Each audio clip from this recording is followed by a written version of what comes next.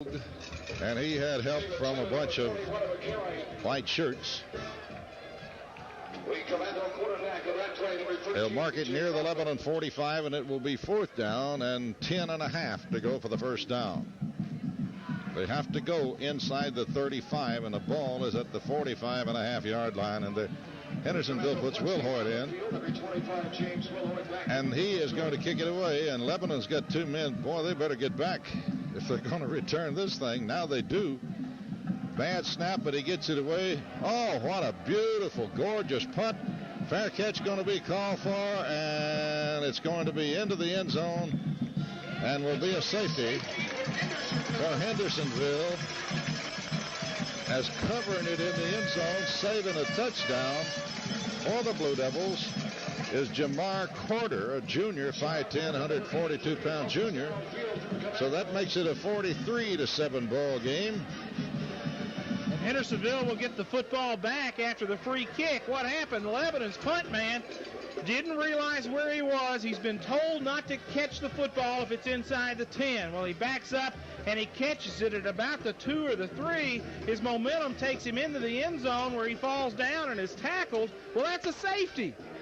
And so with 2:35 to go in the game, Hendersonville is on the board again. John, what do you got? I'm sorry, John, I thought that was you.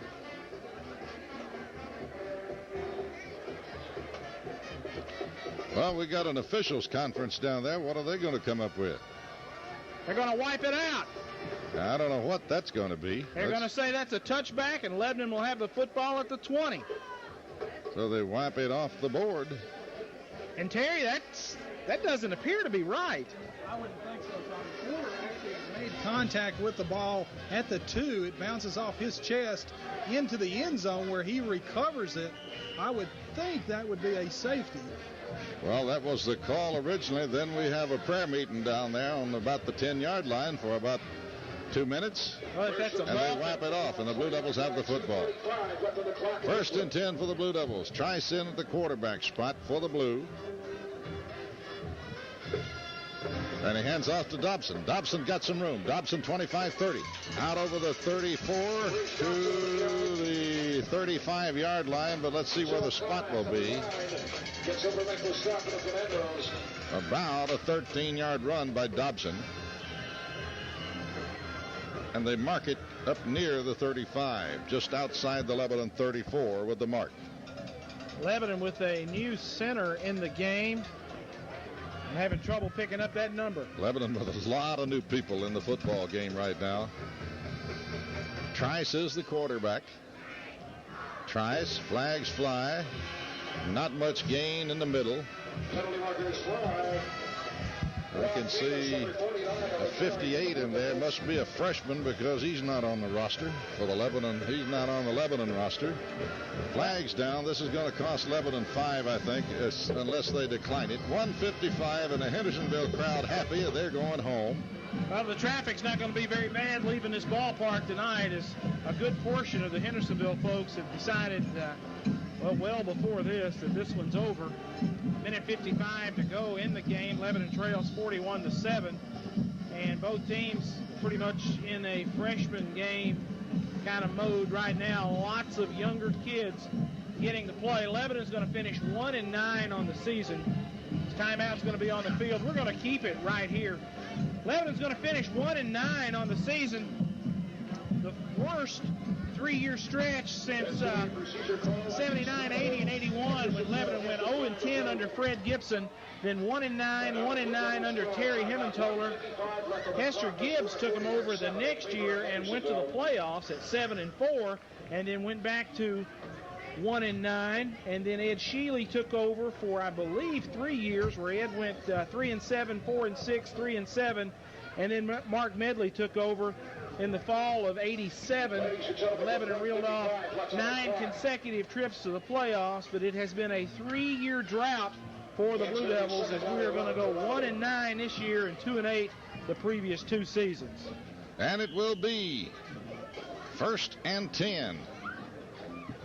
or rather 2nd and 11 make it for the Blue Devils.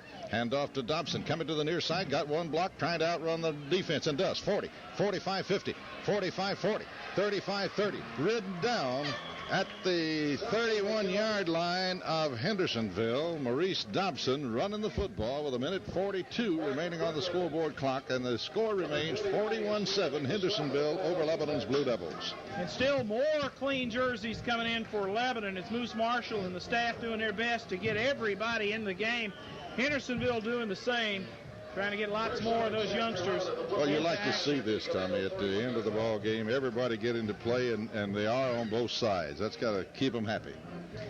Lebanon looking at a 1st and 10 from the Hendersonville 31. They give it to Dobson, trying to turn it inside, crosses the 30 to the 29, and is jumped on at that time, and making the tackle is big number 76, and that's Ryan Sharp, another big guy, and he made the stop for Hendersonville after a 2-yard gain by Maurice Dobson.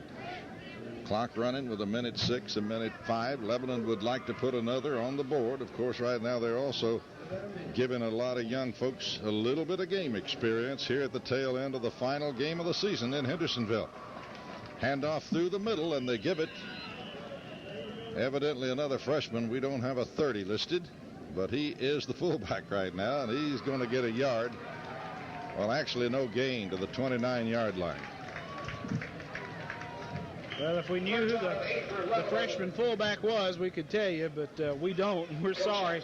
Mark Templeton coming into the ball game now at an end. Templeton, a sophomore, split out to the near side. Trice still operating at the quarterback spot. Trice, hand off to the far side, hit for very little gain, maybe a half yard, and this will probably be it. The clock is running with 10, 9, 8, 7, 6, 5, 4, 3, 2, 1. And this game and this season is history for the Blue Devils. Lebanon 7, Hendersonville 41.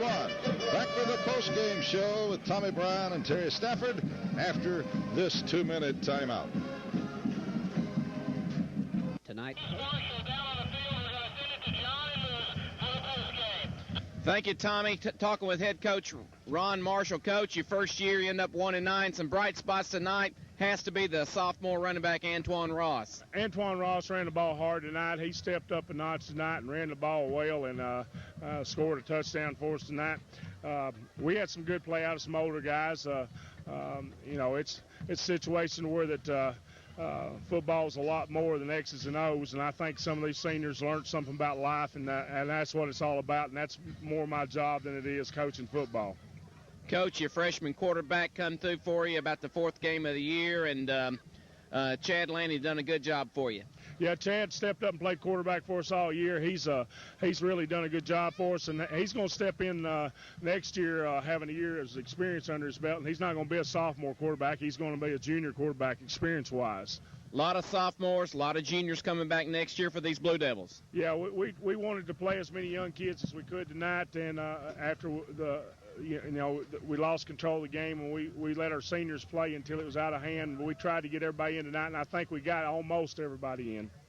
Coach, I want to thank you for coming out after these ball games. A lot of times it hasn't been a happy turnout, but we got a lot of positive things to build on, and look forward to the next years as Blue Devils. Yeah, we're going to get ready. We'll take a week or so off and then get the weight room ready, and then we're going to start hitting the weights hard and getting ready for next year. I want to take this opportunity to thank our fine sponsors that's been with us throughout the postgame and pregame shows for this Blue Devil broadcast on Cablevision 3. We're going to take it back to the station for this 2-minute timeout, and we'll be back with the final statistics. Thanks, guys. All right, buddy. Thank you.